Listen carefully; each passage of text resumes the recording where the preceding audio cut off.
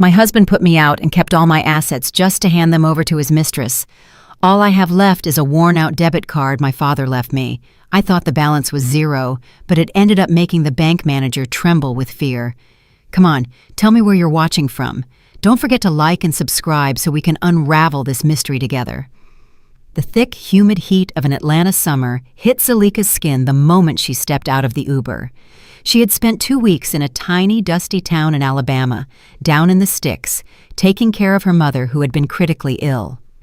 Now that her mother was stable, Zalika was returning home, longing for the comfort of her luxury penthouse and, of course, her husband, Kwesi. She dragged her small suitcase through the lobby of the Sovereign, one of the most prestigious apartment buildings in Buckhead, right in the heart of Atlanta's wealth. A smile spread across her face when the elevator chimed on the 30th floor. She was exhausted but happy to be home. The hallway was cool and quiet.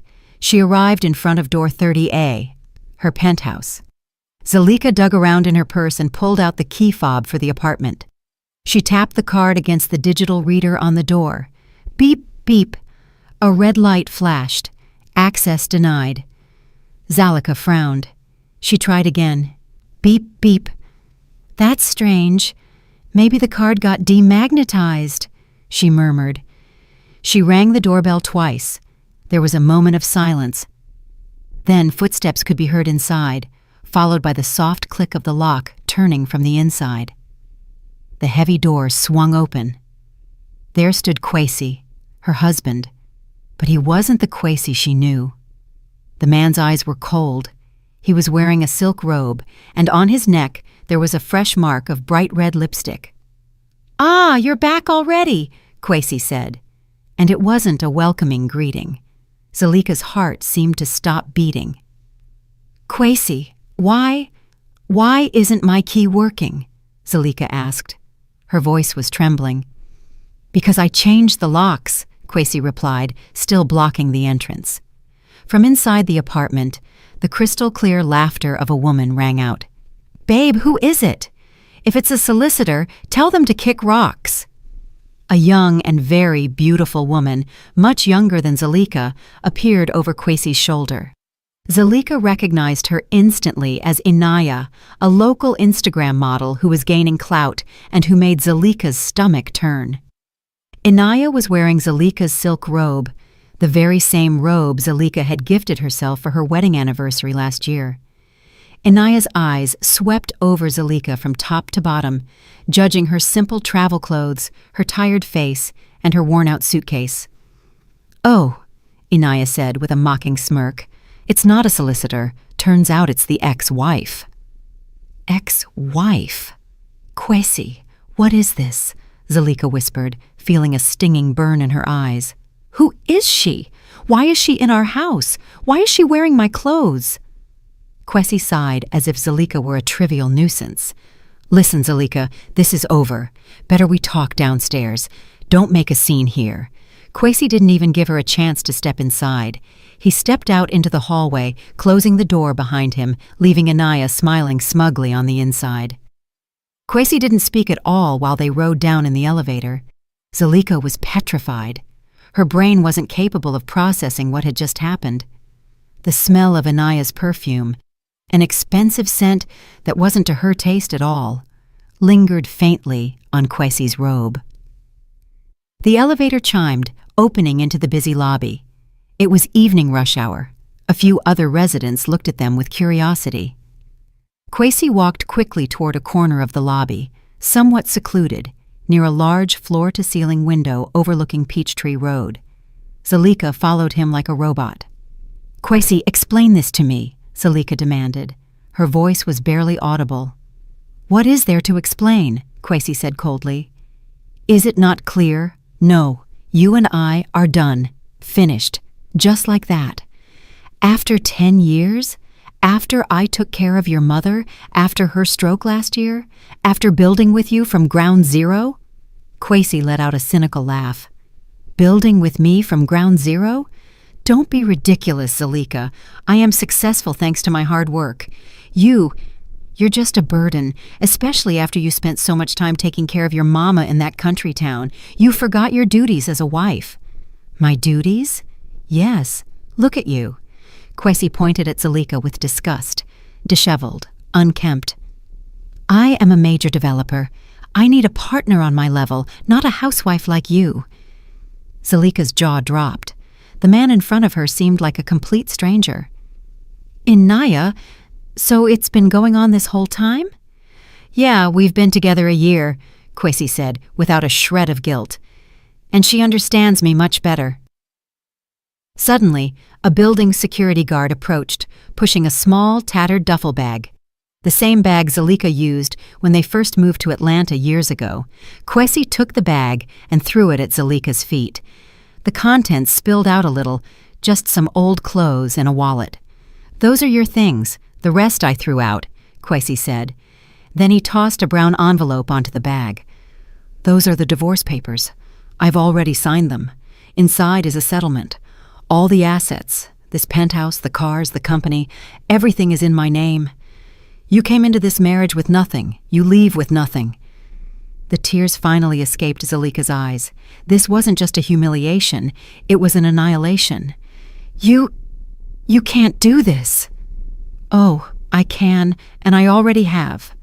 Kwesi looked at her with eyes as cold as ice. Sign those papers. If you behave yourself and don't claim marital assets, maybe I'll be generous and give you cash for a Greyhound bus ticket back to your little town in Alabama. Some people in the lobby started to whisper. Seeing the scene, Zalika felt naked. Get out, Kwesi hissed. But this is my home too. Not anymore, Kwesi shouted. Security! 2 security guards approached. They looked uncomfortable, but they were clearly on the side of Kwesi, the owner of the penthouse. I'm sorry, ma'am. Please don't make a scene, one of them said, gently grabbing Zalika's arm. Zalika was dragged out by force. She looked back, staring at Kwesi with desperation. Kwesi, please. Kwesi just looked at her blankly, then turned around and walked toward the elevator. Up above, near the mezzanine railing, Zalika could see Inaya's silhouette watching her victory. The heavy glass door of the lobby hissed shut behind Zalika. Separating her from the life of the last 10 years, she was thrown onto the busy sidewalk under the Atlanta sky, which was starting to darken, with only a duffel bag of old clothes and the divorce papers that insulted her. Night fell quickly in Atlanta. The streetlights began to flicker on, but for Zalika, the whole world seemed dark. She walked aimlessly. The sound of honking horns from the heavy traffic on Peachtree sounded like roars in her ears. She had nowhere to go. Her mother in Alabama was still in recovery. She couldn't add the weight of this news to her mother's burden. Her feet carried her to Centennial Olympic Park. She sat on one of the empty benches, staring at the skyline. Her stomach growled. She hadn't eaten since morning. Ironically, all around her the restaurant patios were coming alive. The aroma of barbecue ribs, fried catfish, and waffle cones floated in the air, making her stomach ache even more. People laughed. Young black couples walked hand in hand. Zalika felt like a ghost. Invisible, non-existent. She opened the wallet Kwesi had thrown at her. Inside was about $10 in cash. Not even enough for a night in a cheap motel on the outskirts. She pulled out her phone. Battery was at 5%. She rushed to open the mobile banking app for their joint account. Balance, 0. Kwesi had cleaned her out, draining every dollar they had together, which also included the savings Zalika had before getting married. A cold, heavy despair wrapped around her. It was over. She was truly at rock bottom. She would be homeless tonight. Tears fell without making a sound. She looked down at the contents of her wallet again. Behind the card slot was a faded photo, a picture of her father. Her father, Tendai Okafor, a simple tobacco farmer and merchant who died 10 years ago, just before Zalika married Kwesi. And behind that photo was something else. Zalika's trembling fingers pulled it out, a faded blue debit card that was already peeling at the edges. The logo was barely legible. Heritage Trust of the South, a small, old regional bank. Zalika was stunned. She remembered now that her father gave her this card when she was 17, back when she was moving out for the first time to go to college at Spelman. "Keep this, my baby girl," her father had said back then, using a loving tone. His voice was soft but firm. This is an account Papa created for you. Never use it unless it is absolutely necessary. Don't mix it with money for your expenses. Imagine it doesn't exist." "How much is in it, Papa?" she had asked curiously. Her father just smiled mysteriously. "Enough to be an anchor. If you ever feel like your ship is going to sink, use this. But as long as you can sail, don't touch this anchor." Zalika never used it. She forgot about it. She was busy with college. Then she met Kwesi, busy building her husband's empire.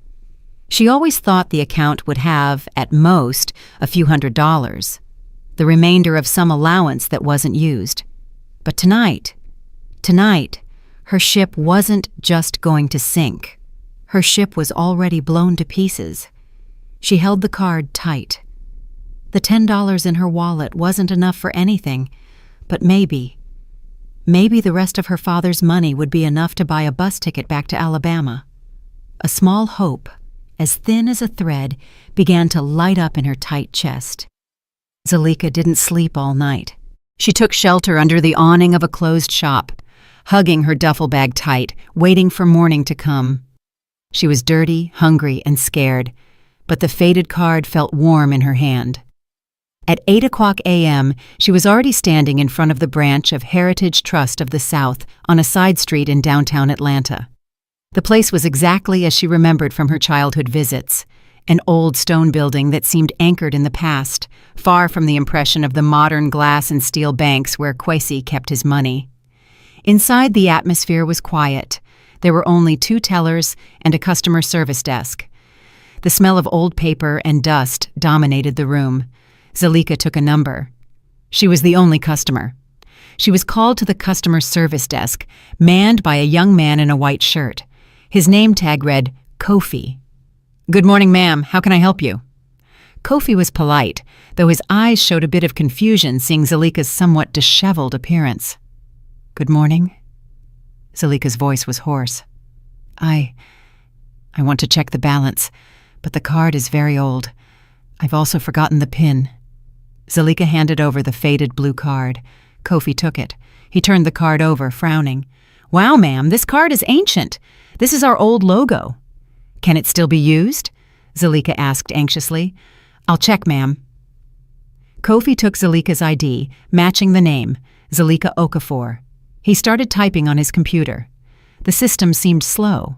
Kofi typed, clicked, and then frowned again. That's strange," he murmured. "What's wrong?" Zalika's heart beat wildly. "The data isn't coming up directly. Ma'am, our legacy system is sometimes a little slow. It seems this account is in an inactive or dormant state. How long has it been since there were transactions?" "Maybe 10 years," Zalika replied hesitantly. Kofi's eyes went wide.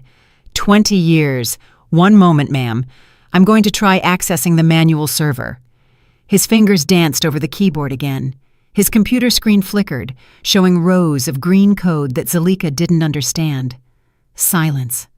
Only the sound of the keyboard and the noisy air conditioning could be heard. Zalika bit her lip. "It's over," she thought. "Surely the account has been closed, the money lost." Kofi scratched his head. "How odd. The balance isn't reading, ma'am, but there is a sort of flag, an alert on this account. A high-level alert." "Alert?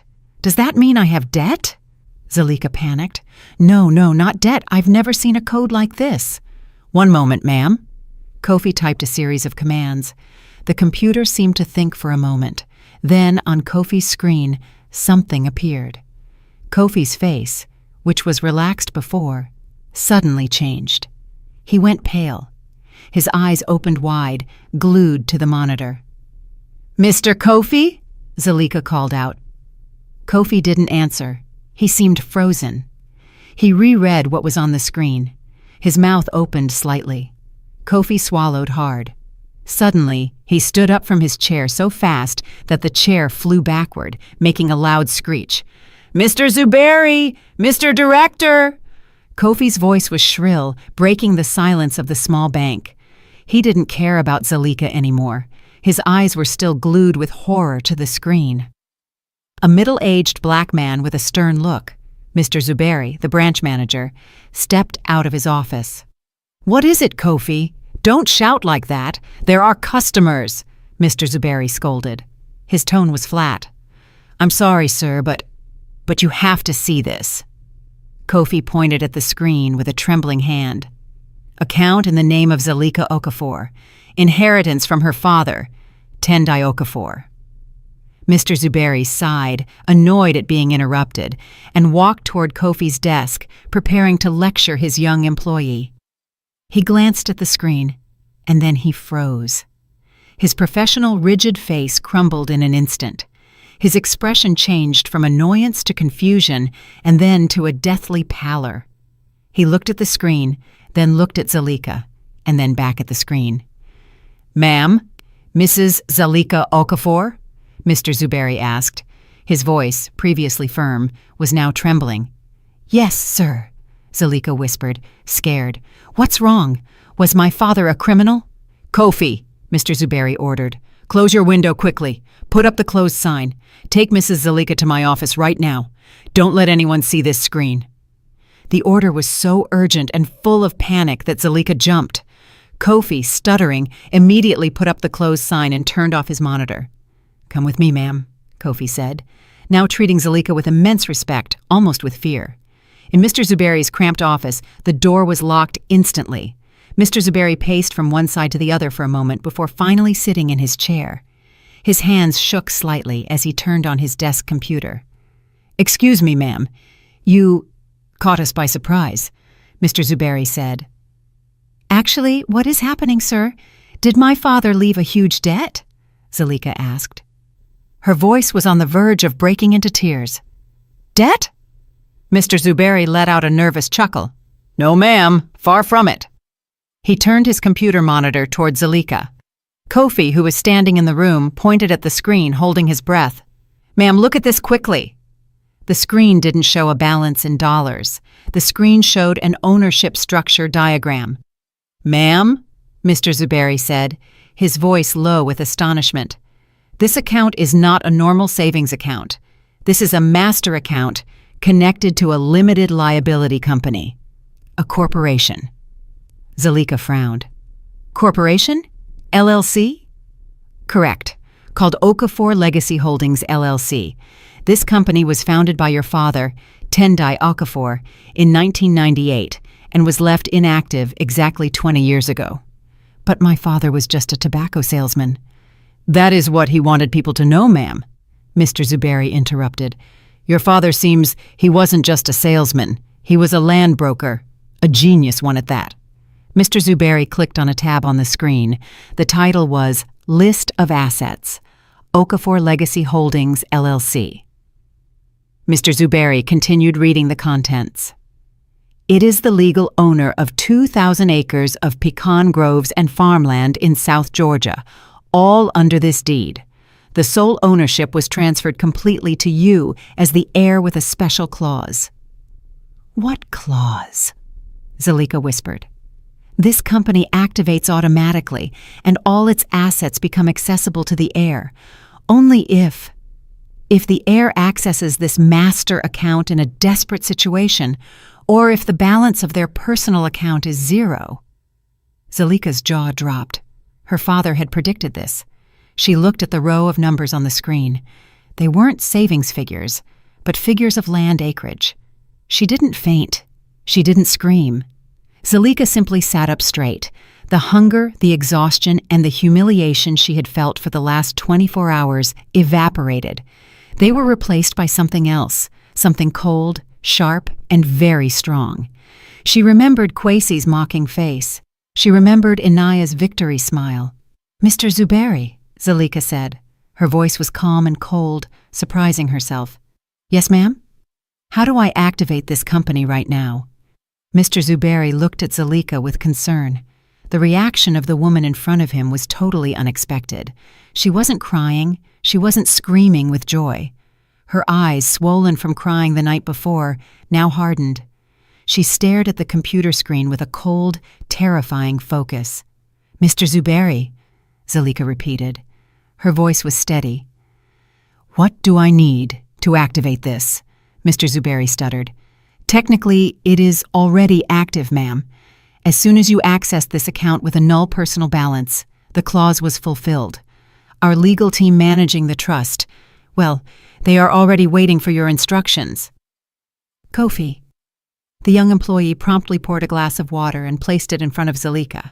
Zalika didn't drink it. My father, Tendai Okafor, what else do you know about him? Mr. Zuberi opened a drawer, pulling out a thick, dusty folder. Your father was a priority client, long before the term private banking existed. He left this, a letter and legal documents. He said, "This can only be opened by my daughter or by us if she has accessed the account." Mr. Zuberi handed over a yellowed envelope. Zalika's hands trembled as she opened it. Inside was a sheet of paper written neatly by hand. To my baby girl, Zalika, if you are reading this, it means there are two possibilities. First, Papa is no longer here, and you are ready to start your own life. Second, life hasn't gone according to your plans. Papa was a salesman, it's true, but Papa also knew that this world isn't always fair to good black women like you. I saw how they treated your mother. Papa kept a small anchor for you, not to spoil you, but to ensure you have options when you feel cornered. Papa designed the desperate clause on purpose. I know you are smart, but your heart is too soft. I was afraid. If you had wealth, you would attract the wrong man, and if you didn't have wealth, you would be oppressed by the wrong man. Papa failed in one thing. I hope you never need to read this letter, but if you read it, remember Papa's message. Don't cry. Don't get revenge with tears. Build your own kingdom, my child.